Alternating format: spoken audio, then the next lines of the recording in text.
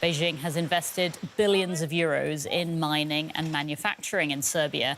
Xi and Vučić met at the Palace of Serbia. Again, there were large crowds there just to greet the Chinese president. The optics convey a deeper message.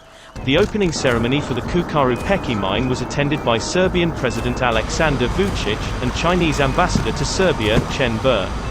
Ang mundo ay nasa bingit ng pinakamatinding tensyon sa kasaysayan ng mundo dahil sa umatikabong pag-aaway-away ng mga bansa ay dito lumilitaw ang mga superpower na mga bansang may kakayahan na sirain ang buong mundo sa pamamagitan ng nuclear war. At napakahalaga ng lithium sa pagpapagawa ng pinakamalakas na armas ang nuclear weapon. At dahil dito, nauubusan na ng resources ang ating mundo. Kaya nga naman naghahanap ang mga bansa ng maraming resources ng lithium upang minahin ito at gawing nuclear weapon. Ang China sa pagkakataong ito ay naghahanap ng napakaraming lithium reserves at nasumpungan nila ito sa Serbia. At isang artikulo ang nagsasabi na may malaking potensyal ang China na minahin ang lithium reserves ng Serbia. At ito ay pinaglalabanan ng Europa at China. Natuklasan kasi na ang Serbia ay mayaman sa lithium at ito ay natuklasan noong 2004 lamang. Ang karamihan sa mga taga-Serbia, anuman ang kanilang politikal na pananaw, ay tutol daw sa pagmimina ng lithium. Nakikita nila na maaring makakuha dito ng malaking pera.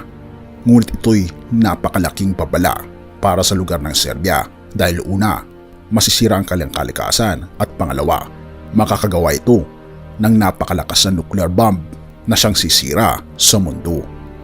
Ngunit kung ating makikita, binabanggit sa payagan na ang China ay nangingibabaw sa pag-uusap sa Serbia at ito ay binabakapan ng Russia. At kung magkagayoy, ito ay isang malaking threat para makagawa ng mas maraming nuclear weapon ang Russia at China laban sa United States of America, Europa, ang NATO at maging ng buong mundo. Kaya naman, ito'y dapat bantayan ng Europa at ng United States of America dahil ito isang malaking threat hindi lamang sa Serbia kundi sa buong mundo. John 16 verse 33, sinabi ko ito sa inyo upang kayo magkaroon ng kapayapaan sa pakikipag-isa sa akin. Magdaranas kayo ng kapighatian sa mundong ito, ngunit tibayin ninyo ang iyong loob na pagtagumpayan ko na ang sanlibutan. Kaibigan, ang ating Panginoong Diyos ay napagtagumpayan niya na ang lahat. Nawa ay humiling tayo sa Kanya ng kalakasan. Salamat kaibigan sa iyong panonood at tayo manalangin. Ama naming banal makapangyarihan naming Diyos, kami po'y lubos na nagpapasalamat sa inyo pong pag-ibig sa amin. Tulungan kami Panginoon na makita ang inyo pong plano sa bawat isa. Gabayan Panginoon ang bawat bansa na nawa po'y hindi magkaroon ng nuclear war. Salamat Panginoon sa inyo pong pag-ibig at patawarin po kami sa lahat ng aming pagkukulang at pagkakasala sapagat ito ay aming samot hiling sa matamis na pangalan ng aming Panginoon Jesus. Amen.